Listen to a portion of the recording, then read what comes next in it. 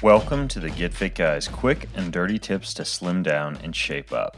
My name is Ben Greenfield. I'm the Get Fit Guy, and in today's episode, we're going to continue talking about sleep and your waistline. If you missed episode number 299, in which we talked about how too little sleep can make you fat, you can go to quickanddirtytips.com and just do a search there for episode 299. Today, we're going to talk about how too much sleep can actually also affect your waistline. So let's talk now about sleep and fat, shall we? So in last week's post, like I mentioned, you learned exactly how not getting enough sleep, less than about 7 hours a night, can cause fat gain, muscle loss, and an inability to control your appetite, along with increased risk for a host of chronic diseases like diabetes and obesity. But the solution here is definitely not to begin sleeping as much as you possibly can. Oversleeping may seem like a good idea to fight off the fat gain that can accompany undersleeping, but it's been shown that sleeping in excess of 9 hours per night can be just as damaging to your sleep cycles and your waistline as not getting enough sleep. And in this episode, I'm going to tell you why. People who oversleep experience a disruption in the body's natural 24-hour biological cycle, also known as the circadian rhythm. And because of this, oversleepers get a number of side effects as their bodies struggle to sync up with the correct time. And this leads to a host of health issues associated with oversleeping, including blood sugar fluctuations, cognitive impairment, higher body weight, depression, increased levels of inflammation and pain, impaired fertility, higher risk of obesity, diabetes, heart disease, stroke, and all-cause mortality. Literally, risk of death. Now, lots of these oversleeping consequences directly affect fat loss, and we can take a look at a few of them here.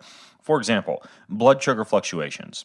Now, glucose tolerance refers to your body's ability to process sugars, and something called impaired glucose tolerance is associated with insulin resistance. We talked about that in part 1 of this series, episode 299. Now, that's a risk factor for type 2 diabetes and heart disease, and one Canadian study actually looked at the lifestyle habits of a whole bunch of people over 6 years, and they found that people with long and short sleep durations were more likely to have impaired glucose tolerance and diabetes.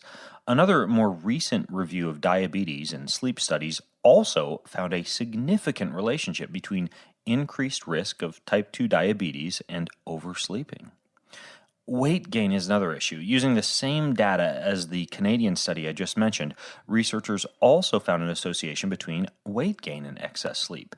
People who slept more than 9 hours a night actually gained more weight than normal, meaning 7 to 9 hour sleepers, over a 6-year period, and they were more likely to experience a significant weight gain. As a matter of fact, people who consistently slept over 9 hours a night were shown to be 21% more likely than normal sleepers to become obese. Next is inflammation. Now, chronic inflammation is linked with increased risk of a host of issues like diabetes, heart disease, and Alzheimer's, and getting too little or too much sleep can significantly contribute to inflammation. Inflammation is usually measured by the levels of cytokines called C-reactive proteins, or CRP. Now, one study compared CRP levels and sleep durations in a large group of adults and found that long sleepers have elevated levels of inflammatory markers.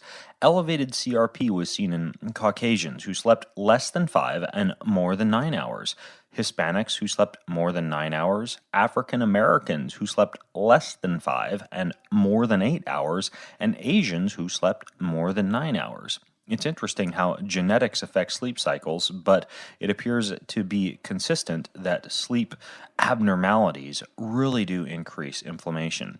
Another study showed that female long sleepers had 44% higher levels of inflammation compared to women sleeping 7 hours, and yet another study showed that inflammation increased by 8% for each additional hour of sleep beyond 8 hours a night, even when adjusting for factors like body mass, age, and sleep apnea.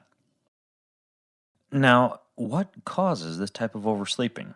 Well, sometimes it can be a sign of depression, but it can also be caused by drugs or medications considered to be downers like Ambien or Valium, excess alcohol intake, or even obstructive sleep apnea, a condition that causes you to stop breathing repeatedly during the night, and that requires more hours of sleep to feel rested at the end of a night of constantly interrupted sleep. There's even a name for the medical condition of habitual oversleeping. It's called hypersomnia and is related to a host of side effects like anxiety and irritability and lack of energy, loss of appetite, and memory loss.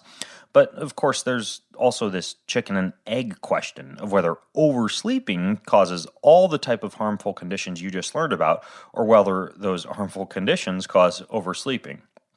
Well, frankly, some studies indicate getting too much sleep can trigger certain problems, while other studies show that oversleeping tends to be a byproduct of co occurring diseases or illnesses.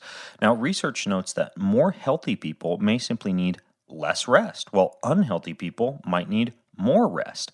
The field of sleep science is still looking into the cause and effect relationship between oversleeping and health, but until then, there are definitely several research proven habits and steps that can promote better quality sleep and a healthy sleep duration, whether you're an under or an oversleeper. And these healthy sleep hygiene habits include number one, if you're taking a medication or supplement that causes excessive excitability or drowsiness, from caffeine to antihistamines, consider stopping the medication or supplement or changing the timing of it.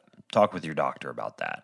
Number two, go out of your way to get exposure to large amounts of natural sunlight in the morning, and then limit your exposure as much as possible to blue light and artificial light in the evening. And that's not rocket science, you just got to do it.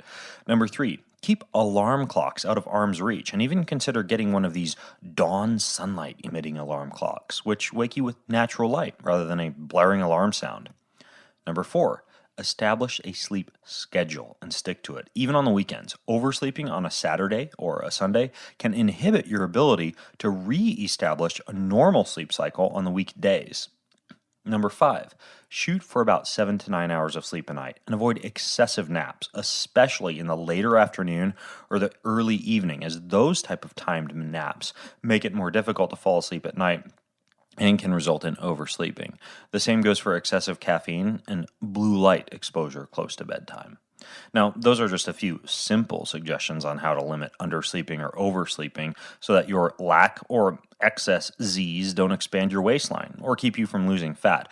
I've got a lot more advanced information over at bengreenfieldfitness.com on sleep cycles and sleep biohacking, and a really good article called How Sleep Cycles Work that I'd recommend you read if you really want to geek out on this type of sleep issue. So for that, just go to the show notes over at quickanddirtytips.com and look for this episode that you're listening to right now. It's episode number 300.